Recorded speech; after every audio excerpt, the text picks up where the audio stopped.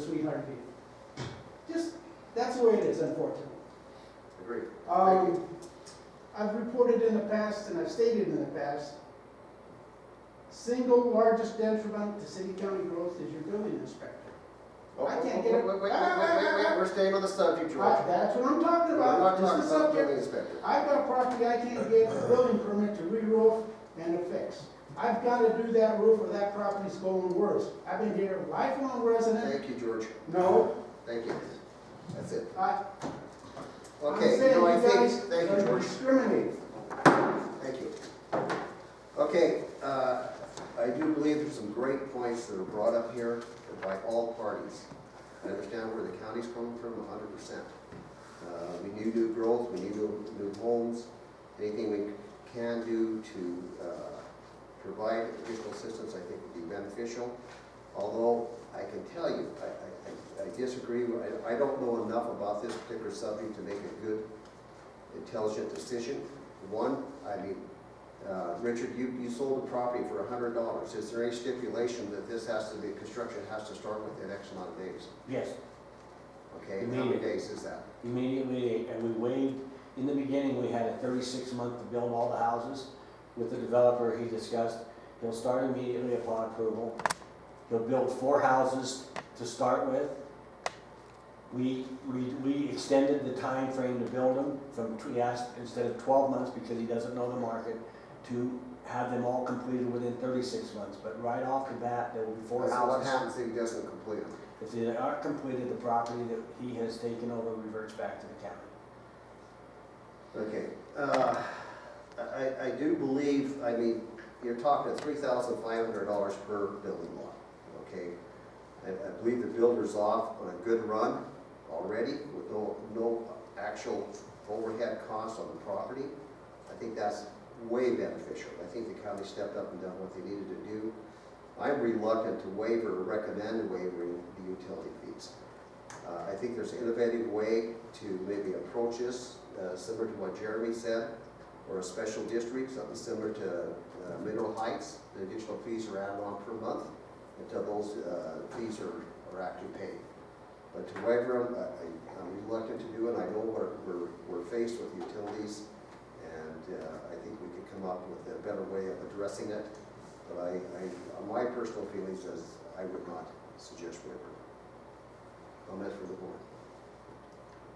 Would there be an option to maybe do a wholesale rate for the home builders that come in and say, if you build over a dozen homes in the city, we can give you a reduction of 30% possibly, or something to incentivize other home builders to come in, but keep an actual number there. So if somebody comes and builds a couple homes, you know, they're not going to get the same deal. But if they come and say, hey, I want to build 50 homes, then we're going to have the rates for that. I think that'd be another option. Maybe an option. Yeah. You know, believe me, $3,500 per home is not going to make or break it.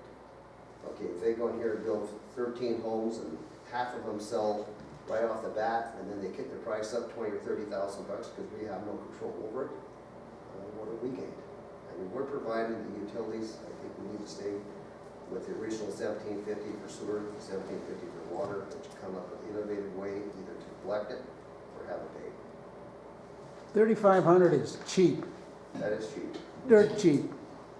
Excuse me real quick, can I say something? Because as I just stated, I'm sorry, I'm Richard Hammond. He brings up a very good and valid point. I want these houses built as bad, worse than anybody maybe. But let's say I just told you what our first initial phase of this is, 4 houses.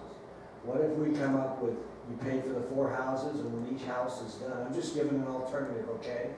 If you, okay, you can start with the first 4 houses. So when you build those 4 houses, we pay the city their hookup fees. Then you build, you pay as you go. His plan is as soon as he sells them, if he can sell them all right off the bat, and there's several people that are interested, as he moves forward, and the startup agreement is 4 houses, not cookie cutter houses, 4 houses. 14 to 1,600 square foot, 752 foot garage, 2-car garage on each one. If he builds the 4, and he pays as he goes. So you're just saying just pay as you go. Exactly. I'm just offering a different alternative. Yeah. No, I personally don't think that's an issue. I don't. Jennifer? I don't see an issue with that. I was a bit concerned suggesting Gillette to have it close to escrow because you've lost your leverage. Yeah. The time to collect the money is before the main is tapped. Yeah. So I don't think that would be a problem if What you're trying to say is not come up with the full $45,000 at one time, but just prorate it based on the number of homes are being built. Yeah, so if we did I the think first I think that's a good approach, and I think, I would support that. Okay, this is not an action, I'm gonna go back to the developer because I'm trying to Yeah. get a feeling of how you guys feel about it. I know where we wanna be, and I think with the city and the county cooperating, if we can do that type of thing, that's, like you said, for a developer, he's gonna recoup his money on the sale of the property. But let's just, maybe we can work something out to Yeah. where we can do it, and I'm not promising anything, but if this utility board would kinda say that might work, it's just that I can take it back to the developer. And one thing I can tell you, because it is probably, the developer is local. It's a local developer that's building these houses. Okay. JCR is the company that's building the houses. Very So good. that's one good. Very good. Thank you, Richard. Yeah, based on that comment, let's table this item number 1. Okay, we'll need a motion. pardon? We'll need a motion. Need a motion to table item number 1 in new business. Got a table. motion, got a second? I'll second. All in favor? Aye. Gail abstains. Item number 2, board members discussion for possible action, recommendation to approve Elko Leasing Company will serve application for sewer services at 1863 North McGill Highway. Who's presenting that? BJ? This is just for a small When I hangar. first looked at this, I thought this was a McGill. What are we doing in McGill? No, this is just for a small hangar facility out at the airport. There, okay, thank you for clarifying that. So, we have the water available, we've got a spreadsheet in the back that attaches that shows. So because this is a commercial application, it has to come before the board then? Correct. Okay. Does anybody have any issue with this? If not, do I have a motion? I move. A second? Second. All in favor of item number 2? Aye. Thank you. Public comment? How big is the outfit? How big is the outfit? Yeah. A will serve for what? One It's a home? 3/4 It's inch a water three-quarter service. inch water service. For storage or for a That house? was- I can tell you that was served one restaurant, 2 restaurants. Yeah, it's- I'm sorry, I couldn't hear you. It's a small hangar. That's a Airplane restaurant. Just a hangar. Just a hangar. The restaurant.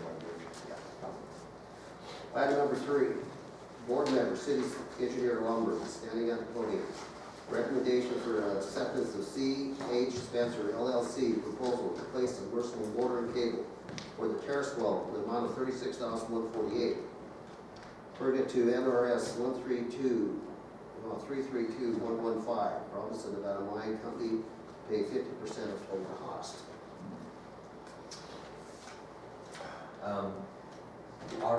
Our well at the terrace, it went down, the motor basically, burned out or something happened with the motor there. That well had been completed, 10, 12 years ago. Really hasn't been not very operational, in the city through all the years because the 6P and 7P have always been running, that's been providing the water. And so, the only time that well had ever really been operational was when they basically took water samples to keep that well in compliance with water samples. So, with what Frederick and the mine saying, hey, our water's going to start being reduced from that 7P, the city started moving forward, getting all of our wells up and running and making sure everything is good, so that we would be able to operate without 6P and 7P in place. We brought in C.H. Spencer, who had originally provided the pump and motor for this thing to do a startup on it, make sure everything was okay. When they come in and started it up and did a little test, one of the things they come across was there was a VFD installed after the initial construction of the well. I'm not sure exactly when it was installed, but a VFD was installed. When they did the startup, it was, the VFD was just installed in factory settings, and so it wasn't actually set up for the pump anymore that was down in the ground. And so they basically set up all the settings that day during startup, run some operations, things seemed to run okay. they had expressed during that thing that they're surprised, we were lucky that we hadn't used it regularly because they, the city would have, they felt hard to move the motor. So, anyway, they got it up and running, we were running it, and then, as Carl was doing his, just starting to run it regularly, or whatever, it started to have a little bit of problems, and eventually it did go bad. So, this is a replacement of the exact same motor, and the cable will go down in there to replace it. We don't anticipate having future problems now that the VFD is set up. As a part of this cost of this, CH Spencer will come in and be a part of the startup, so that everything will be set up and when they leave, it'll be up operational. So, and then mine has agreed to pay 50% of this cost. Thank you, Jim. I do have a comment in reference to this that I would share. Okay. Mine is asking the city of Ely to pay 50% of it. The issue I have is the well is over 10 years old. Okay. The well has never operated as per it was ever designed. I feel that really the project was never really completed to what the city specifications should have been. We'd never be able to operate it effectively. The well originally went in, correct me if I'm wrong, okay, did not have a drive on. It did not have right now. Okay, so the pump sat and cavitated, meaning the drawdown of the well was at the pump level. Okay, it was problematic to the system, created error to the system. The people downstream from the pump were getting aerated water through the faucets. Okay, complained. The pump was shut down because of that. The drive was installed to help rectify that, so it would. Somewhere along the line. Yeah, so I'm not sure who paid for the drive. Pardon? Who paid for the drive, you know? I don't know I what don't know the that drive is. either. I'm not sure, but that was put in to rectify the well, to get it back in operation. It still was problematic, okay? The I drive don't was know never. about that. I don't know if it's been problematic since the drive, because when the drive, Well, when it's they come in problematic to- to the point that I'm saying, the pump may have been damaged, the cavitation. Okay, the drive wasn't set up properly, it was never conditioned by the factory that provided it. So I feel that there's a good chance that the pump was damaged in the original installation and operation. And I don't feel the city of Ely should be responsible for that. I feel that that was put in originally to alleviate, to add additional well, to work in conjunction with Robinson's line dewatering. And we could never actually utilize that well to its full extent. I just feel the city is getting stuck here, and I don't feel it's the best representation for the city to come up and pay for this. The well was originally designed to be operated as an additional well to help supplement the water from RP 6 and 7, if I'm right or wrong. I think it was. yeah, it was. Yes, it was. Yes, it was. And we'd never be able to use it. I think till the fact it gets up and operated and running for a year, I think the mine should be responsible for it. That's my opinion.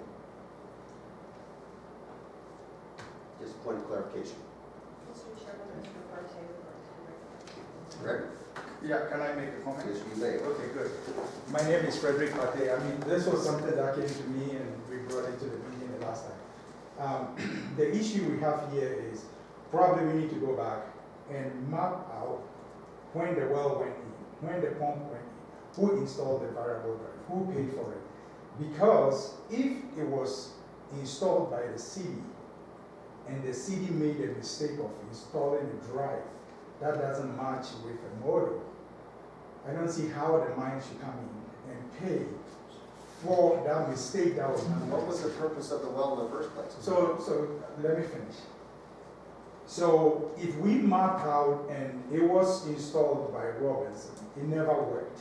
And the pump was installed by Robinson, it never worked. Robinson came in and installed the drive and installed it inaccurately. Then we can map all this out and absolutely it behooves the mine because you drilled the well, you installed everything, and then you are responsible. But if we map out and realize that the city installed the drive and it was their fault by not installing the right drive, then why should the mine pay for somebody's, excuse me to say, negligence of not making sure that you are installing the right drive to the right pump? This is where I'm coming in. So I think we need to take this thing back. I haven't been here long enough, BJ has, we need to go back and map out how this well was drilled, who installed what. Now, if this was installed and paid, for example, 10th and M Street well had an issue. We came in, the city engineer actually did all the legwork. All we did was we paid the money for it. So if something goes wrong, I'm going to BJ because BJ lined up the contractor and everything that was done in there. I need to find out if this is the same or we came in and did something. And so we need to find out where the fault is. Because other than that, then people will install things and all they will do is just send us a bill. Well, we installed this, whether it's matching or not, we have no say. So this is where I am coming from. Let's go back and map this thing out and make sure that there is no negligence somewhere when this drive was installed to the motor. If that is the case, I don't have a problem convincing my boss that this is Ole Robinson and we need to come home. So this will be my suggestion on what we need to do on this. No, I understand where you're coming from, Frederick, and I totally understand. Keep this in consideration too. Okay, 10th and M, okay, that pump was upgraded. And it was upgraded, I believe, by the mine. A larger pump was installed, okay, which created additional drawdown. Okay, if the same pump would have been put in the same drive, or not without a drive, you wouldn't have needed that drive. So always by increasing the horsepower and the capacity of the pump doesn't resolve the production of the well. It creates an issue. In this particular case of the terrace, I mean, that's what we're dealing with. I mean, maybe a smaller pump can go in without a drive.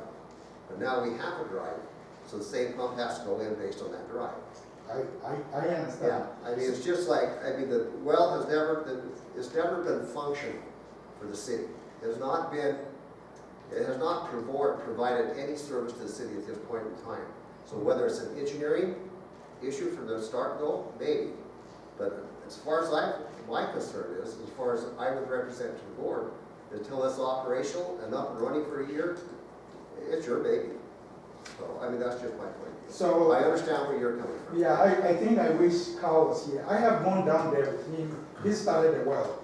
He starts the well once a while for the purpose of maintenance. So the well is not being pumped to provide water to the city, but he starts the well just to make sure the well is functional. So the well has been started multiple times to make sure it's functional. The fact that it's not pumped to the city, it's another thing, whether it was needed or not, I don't know. But the well has been functional in the past. So what happened, and now the pump is gone down, it's not accurate that the pump has never worked from day one, it has. And so I think we need to go back. That would be my suggestion and find out. Well, more information would be appreciated. Exactly, so we make sure that this doesn't happen again. That's where I'm going to. Okay. So that it's not like, well, we fix any pump we want, we put in drive we want, and then we know the mine is there, it's going to pay for, so we are not taking our time to make sure that things matches where it needs to. And if you need support from the mine, we do this all the time in Cell 6 70P. We can come in and make sure we size the pump right and make sure these drives are right. So we can all work together to make sure that the money is not. No, and I agree with you. I mean, our ultimate goal here is to get all of our wells up and operating, because your decreased flow is going to put more burden on our wells. And that's what we want to do. This is instrumental in getting this up and running and developed. So I agree, more additional information would be appreciated. Thank you. So that's all we're asking. If we want to get to the bottom, let's get the information, let's sit down, map it, and if it's the mine's fault, it's the mine's fault, it never worked, and we have to pay for it, we have to pay for it. But I don't have enough information right now to say that we have to, and that's why we came up with the idea that, okay, let's split this and all right. pay. Okay, do I have a recommendation, or do we have any other discussion on this? No. Any concerns? EJ, any concerns or anything? I kind of overrode you, I'm sorry. No, that's fine. My biggest concern is what we just discussed here. We do need to remedy in a timely manner, because what they're saying is their wells will be producing less this summer. You know, we want this up and running operational by the summer. And so we don't want this to drag out for too long, so. Okay. That's kind of my concern too. You know, it seems like we need this well because the mine's not able to meet their obligations. And, you know, I don't think the city of Ely would be using it if we weren't in this position from the dewatering. So that's, the 50% to me is a little skewed. So when you, what is the time, could you have enough time to postpone it, to do this research? Or do we need to just bite the bullet and split the cost 50-50 and fix it? I mean, I have no, how long does it take to get a pump? And how long does it take to get somebody to put it in? I mean, That's one question here, okay? Because it kind of runs in number 4. Correct, yes. Okay, so let's combine 3 and 4 so we can actually, okay, so let me read number 4 and so the discussion can go into both. City Engineer Alberta discussion with possible action, recommendation of approval to hire Great Basin Irrigation to install new terrace well pump for a total cost of $10,400. Robinson Nevada Mine Company paid 50% of the total cost. Okay, so now we have installation, we have the price of the pump and everything combined as one. Yes. Okay, I did have one question just reference to that. In reading the proposal from Spencer LLC, generally speaking, when a person puts in a pump, okay, usually the well contractor provides and installs it and warranties it. Okay, what happens in conjunction with this particular one is Spencer provides the pump. It goes out within the 1-year period and it has to be pulled and replaced. Who pays for that?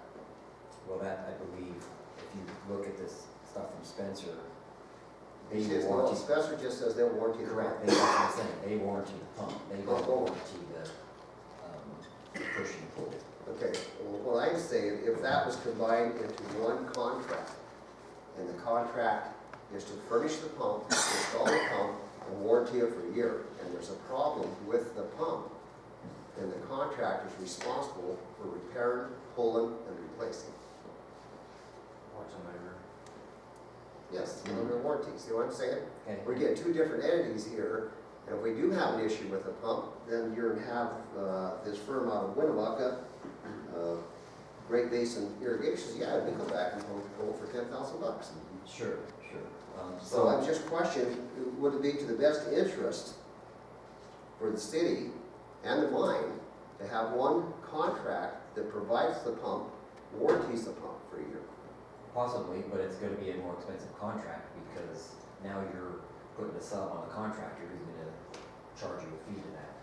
And so it's totally up to you. So I mean, the Spencer is, they're the, I mean, just to clarify, they're the distributor. Yes. So you're saying what you're doing is getting the pump for wholesale? Yeah, you're buying the pump directly from the distributor. I mean, but is it, I mean, and generally the contractor would be buying from the distributor, and then add a percentage onto it. Correct, that's what I'm saying. If you were to combine them together, it is gonna be, It's it's be not more gonna be a expensive. combination of the two, it's gonna be more Okay. expensive. But you can see where I'm coming from. No, I understand where you're coming from, so whatever way you. So basically, what you end up with, you get a warranty on the pump, but you won't get a warranty on pulling or setting it if there's an issue with it. Am I correct? Okay, say that one more time. I mean, the way we have it set up right now, if there is a circumstance where the pump fails, you have warranty on the pump only, Correct. not on pulling and removing it and installing and Correct. replacing it. Correct, that's the way it is. So you're at risk, a little bit of risk on that factor. Correct. Okay, just so everybody knows. but so how much would they mark up a pump? If you do that? I mean, is it Oh, 50? and trust me, okay, let me just I'm clarify not this the too. cheaper. You know, I want to disclose that I am a contractor, that I do work in the pumping field. This has no benefit to me, nor do I have any interest in this project, okay? So, just to No, clarify. my question, John, I didn't mean that. But say this, so it's 10,400. So you say it. Well, here's what you're going to, So would it be would it be? you're going to have sales tax in conjunction with it, the 7.75%, because it's a bid project. It's a bid project, you're going to pay sales tax, okay? Plus you're going to have a standard percentage of markup, and that could be based anywhere from 10% to 25%. Okay, so if it's 25%, so you take that off that to move the 10,000, so you've got 7,500 to pull that pump, so I guess you're wasting, you're betting a quarter against 3/4 for the year. That's assuming we're getting at wholesale cost though, because just because a wholesaler sells it to the city doesn't mean they're getting the. No, no. If the pump is sold to the city doesn't have to pay sales tax. Right. If the pump is sold to the mine, they gotta pay sales tax. Yes, we do. Okay, so that's 7.75. I see what So you're saying. if you combine them under the Yeah. contractor, you're gonna pay sales tax. Yes. So you're to pay, I would say, at least, 25% as an average cost more. So I mean, that's 7 points, that's 33%, so Yeah. it makes it more advantageous to buy the pump from the city. You don't, go out in the year. And then I guess the only other thing that was brought to my attention is the $10,400 is, there's no well contractor or pump contractor within the city areas here that can provide that service. Well, they are local here, and he basically says that 10,000 is if they have to mow their thing from out of town, but they are local, so they're anticipating it would be in town. They are local here? Yeah. Okay, I didn't know that. Yeah. They were saying from Winnemucca. Well, they may be from Winter, but they're out on the highway. Okay, Plus from those. let me clarify. I don't know everything. Oh, you guys got that on recording. I'd like a copy of that. Okay, so, I just want to bring all these things up so we can discuss them, okay? Well, I appreciate But- your expertise. Well, no, but in conjunction, I mean, this has a direct reflection. If we pay for the pump, the mine pay for the pump, or the city paying for it, or whatever. So, I mean, do you want to table it, do you want to move forward, fight it, go back and review it? I mean, Hey Jay, I have a question. Does CH Spencer install pumps or they just help? So my question goes back to my question. What time frame do we have to put this pump in? Is it, if Are we you're, looking if at you 60? have this up in operation by April, you need to move on it now. Yes. That's it. okay, so in April, they're gonna start working on it. Okay, I move we approve, item 3 and 4, Based on, based on. based it, as it states. As it states.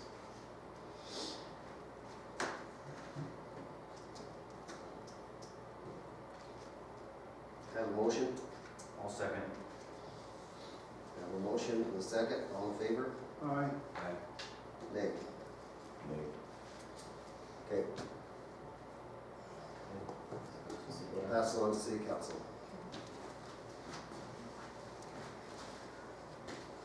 Okay, public comment. Any public comment on that? Okay, moving on to item number 5. Councilman Carson, discussion with possible action. First reading of ordinance 731, Bill 2020-2, with the recommendation for approval to move to a second reading, ordinance 731, amends Chapter 2 of Title 4 of the City Code of the City of Ely, provided residents who take their trash to adjoining county landfills and pay that landfill may provide proof of that payment to city clerk in order to receive a credit for a period of time the resident pays the adjoining county landfill. Kurt? Well, this really wasn't my idea, obviously, but I do like it. I think it cleaned up things a little bit, made it a little fair for everybody. It identifies the surrounding counties that will be impacted or that it affects. And it kind of safeguards us from people that live in Park County per se and bring a bill up here and want it waived. And that's about all I know about it. I'll let Jennifer Lee take it from here. Well, Kurt summarized it well. That is what's happening. We're getting monthly bills from property owners that live in Orem or live in Henderson, and they're submitting their garbage bills from those locations. And the ordinance as it stands right now allows it. And the ordinance was put in place to benefit residents of Baker or ranch owners close to Eureka. And the original purpose isn't happening. So it needs to be clarified, obviously. Yes. It's not beneficial to the city of Ely or the region. No, no. Go ahead. Jim Allworth, 805 Avenue I, private citizen. So, correct me if I'm wrong, we already have that in place, don't we? So Yes. what is this wording clarifying? The wording clarifies that you need to be a resident in the county, not within the city of Ely. You can't be a Okay. property owner within the city of Ely and take Oh, that's why advantage it of says this, City of Ely, because because, it doesn't border an adjoining county. So you have to be in the county adjoining a neighboring county to take advantage of this. And then we'll, then we I will see. gladly. So people were having a house in Clark County and a house here, they were just sending up their garbage and bills from Clark County and saying, Yes. I don't need to pay Ely's now. Yes. well, no, I think that's the way they did it. For example, I know in Spring Valley, there was a family, lived in town,